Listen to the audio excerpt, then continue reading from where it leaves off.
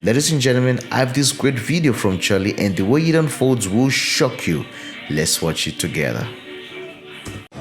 Was there ever a point in history where white privilege did exist? No. Yeah, I suppose when we lived in a country where if you were black, you were not allowed to go into certain places, right? I suppose you could say again, and I guess that wouldn't be white privilege, you would call that Nordic privilege in the progressive era when there were signs that said Irish need not apply, so that is white on white, a lack of a privilege. Of course, there's examples in the history of the world where you would have been privileged if your skin was white, especially in this country and in other countries as well, but today, no, white privilege does not exist. When did it end? Over time, beginning with the civil rights era, it's not a particular incident or moment, but multi-generations, the country became significantly less racist. I would say after Reconstruction, after the Civil War, after, when we had desegregation, fought the Democrat institutional racism, we fought back against the KKK, when the Civil Rights Act was signed, when blacks were allowed to participate in Major League Baseball, the National Football League, the National Basketball Association, serve in elected office, all those things, contributed to the end of what used to be privilege in society, white privilege. You said less racist. Is it still somewhat racist? No, do you just have questions? I think. No, you said you wanted a dialogue. We're having a conversation. conversation. No.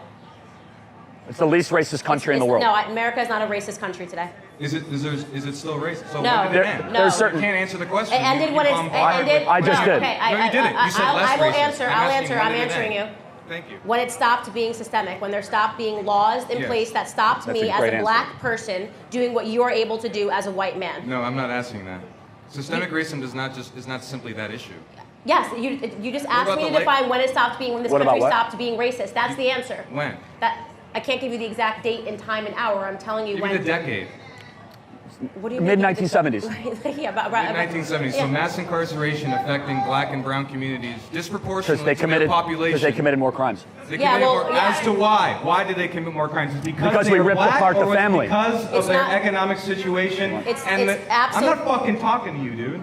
Why are liberals so angry? I can't figure out why you're angry. Why are you angry? I'm not a liberal, right now? so stop assuming my political You affiliation. just came out of nowhere and just start cursing. No, you invited me up here to raise my hand. I know, but I'm saying you just turned around and you're cursing at someone. Why don't you calm down? It's just a conversation. I'm perfectly calm. I can curse. You don't have to turn around and curse anyone behind you. I can. You're okay? It's a free country, right? Okay. No, but I'm saying that it's not necessary to have this dialogue for you to turn around and be angry. I do always remark, and I am going to suspect that you are liberal because right now you're trying to sell me my own. I'm not liberal. You're selling me my own oppression. So that's a very liberal stance. I'm not liberal. Usually when a white man stands up and tells me that, yes, this is a racist country and is oppressed, they do tend to be liberal. Only liberals try to sell me my oppression. But I'm not. But, okay, I'm not going to assume your political ideology. So here's I do. To answer your question for me, when the system stops being racist and there's nothing stopping us, and you brought up the prison rates, and you said something that was actually really important. You said it's because their communities have been economically depressed. So that would not be because of the color of your skin. That's economic privilege. If you ask me whether or not I believe in economic privilege, I would tell you yes. If you ask me whether or not I think that somebody born into a family of billionaires will be afforded more privileges in life than somebody that is born in the projects of Chicago, I would say yes, because economic privilege in this country does exist. But there is no law in place that is stopping a person because of the color of their skin from gaining that economic privilege, which is why I do not believe that white privilege, which is based upon the color of your skin, exists. Is black poverty and white poverty different? Do they face different? No, poor is poor. That's a lie. White people are more likely to be in rural poverty, which is different than urban poverty. That's because black people don't live in rural parts of America. What? That's because black people don't live in rural parts of America. Why? Historically, why? Why did black people flock? Because of Lyndon Baines Johnson, urban planning, central planning, great society, where he said, we are going to verticalize the black community, destroy the black father, introduce drugs in the late 1960s, subsidize single motherhood, which used to be 22% in the 1960s, which is now 73%. Only a government program could make something like that happen. Did it have anything to do with the lynchings in the South and the hostility towards black people in the South? Well, first off, you say is there any reason why they left the South for that reason? Just so everybody knows, literally not half people, 1/3 of the people that were lynched in the South were white Republicans. So Republicans were being lynched in the South as well. So let's not pretend that okay, if your argument, if you're asking me, it seems like you're no, I just responded. Does You it said have it was a anything dialogue. to do black people leaving the South and going to inner cities and other He just parts of answered the that country question for you. have anything to, no, I said, does it have anything to do with the KKK Very little to nothing. lynchings Yes. and violence in the South that black people faced? So what it has to do with is the fact that black people continue. Answer my question. No, Very little to Does nothing. it? Yes or no? Very You're little. not allowing Answer. me to, listen, you're not going to be like, you're not my boss. You So guys don't do the tell me, same shit. don't You tell me guys how talk I over have to people all the answer time. I your was just question, over there with okay? you shutting people down. Nobody's intimidated from you telling me how I'm I'm going to not answer trying your to question. intimidate you. I'm You're not trying to going have to an cut, you're not honest going to cut me off, conversation. okay? No, I'm trying to have an honest conversation, which you why don't you guys do stop not want to. exercising your invisible white privilege and let the black girl talk for a second, okay? That's nice. No, this has nothing to do with Okay, that. so to answer your question, So white privilege everything exists. that you're Wait, talking wait, about, wait, no, wait. I said invisible Why white privilege. does it exist I then? said invisible white privilege. If you listen, Of course it's okay? invisible. White so privilege first is things not a first, tangible white thing. privilege does not exist. Economic privilege does exist, okay? If you're asking me, do I think the black community has been crippled economically, the answer would be yes. It has been crippled economically by Democrat policies. You just heard Who me say cares that who in does there. it? I Democrats care, are because that Americans. tells you- Democrats are in America, because so that therefore tells you just that admitted tells you- that there has been disadvantages by it is not two race. black It people is not, by Democrats who it are is not American. based You off just of admitted the. it. It is not based off. You asked No. me if white privilege exists. The answer is white privilege. Because you're born white, that means you're going to not You have this just- or that. It does not exist. No, it does You not just exist. admitted that the Democrats, the boogeyman Democrats, They're not boogeymen. They disadvantaged exist. the black Boogeyman people. doesn't exist. No, 60 years Democrats ago. do exist. they did it. So 60 boogeyman means doesn't They did exist. it. Just so you know, there We're are talking about Democrats. So today. you admit that it exists. 60. I don't think you're comprehending. You're not. So, You're not let- comprehending. I'm not sure that you are. You said 60 years ago, white people had it better than black people. Over time, there's no more systemic laws that are in place. Let me ask you a question. Let me ask you a question. What can a white person Do do we that a black person disproportionately- cannot do today in today's America? Name one thing.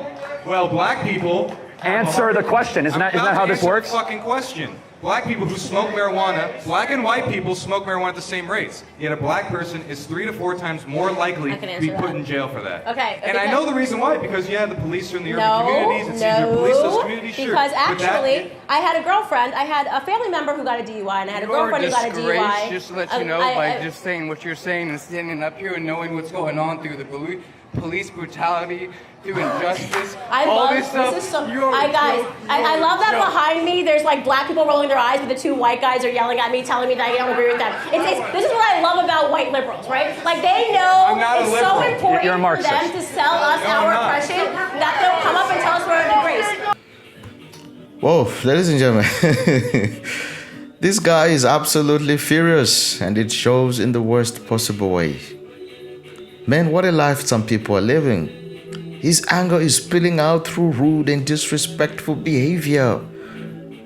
Man, instead of just making your own point, just make your point. You know, he's trying to make a scene, trying to act macho like the alpha guy. It's crazy.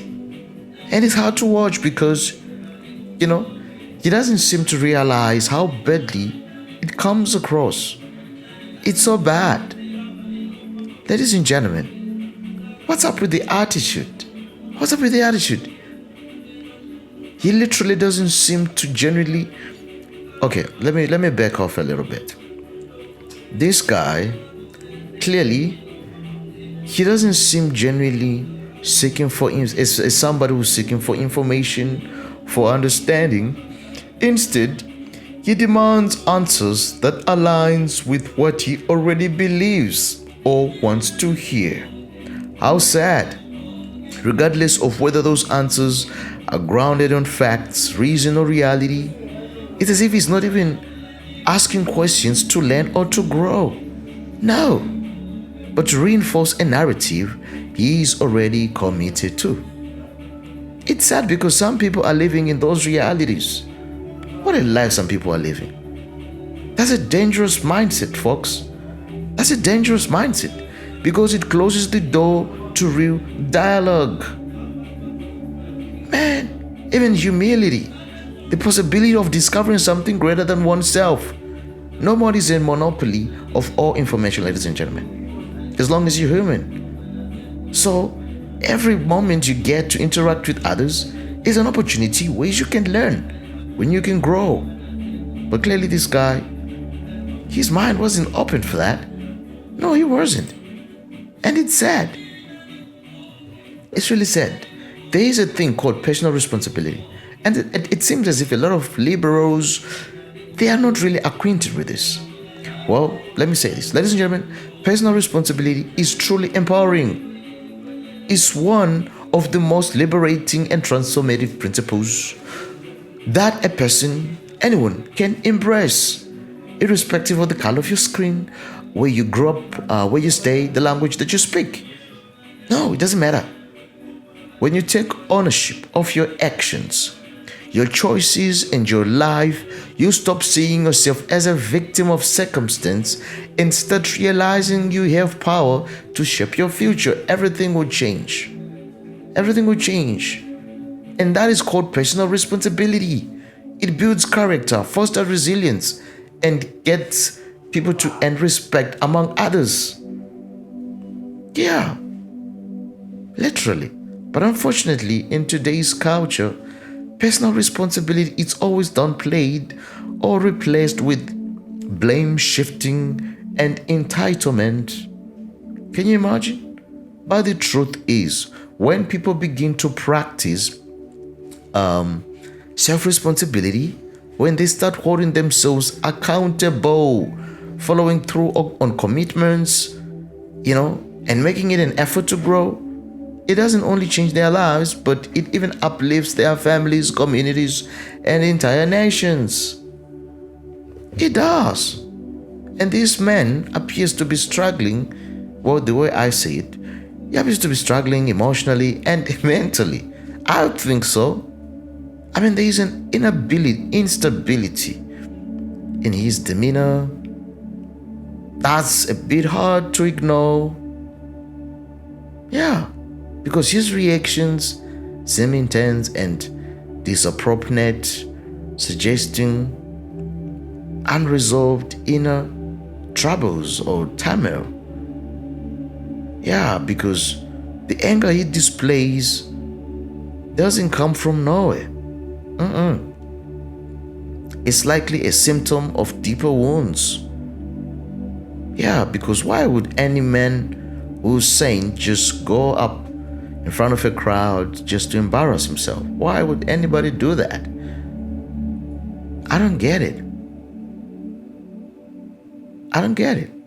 And this is concerning because if left unchecked, the anger can become destructive. Literally. The anger can become destructive not only to the others, but even to his own self. He doesn't seem to have healthy ways of managing his emotions or even resolving arguments, conflict, disagreements, Yeah, and that can lead any man towards a very dangerous path. Yes, it does. And what this man truly needs is compassion, paired with the personal accountability that I spoke about. Yeah. Literally. Well, ladies and gentlemen, I'll close by this. My heartfelt desire is that this young man, this gentleman, so clearly having issues within himself, will someday come to discover the truth. Not just intellectual truth, but the kind of truth that reaches down to the heart, that reshapes a life from the inside out. I hope that someday, through reflections, guidance, and perhaps even encounters such as with people like Charlie, Candace, you'll come to see the bigger picture. Yes, you'll come to see the bigger picture. I want more than anything for him to find clarity purpose, and peace. A life that is rooted in truth and filled with meaning. Because no one is beyond hope. And the story isn't over yet. No one is beyond redemption as long as you're still alive. And true meaning in life, true purpose of life is found in Jesus Christ. It's found in God. That's where we all came from. Yes, that's my greatest desire. Well, folks, that's it for today. If you enjoyed this one, be sure to click on the next one. And also don't forget to share, to like, to comment, and to subscribe. I'll see you again next time. Bye for now.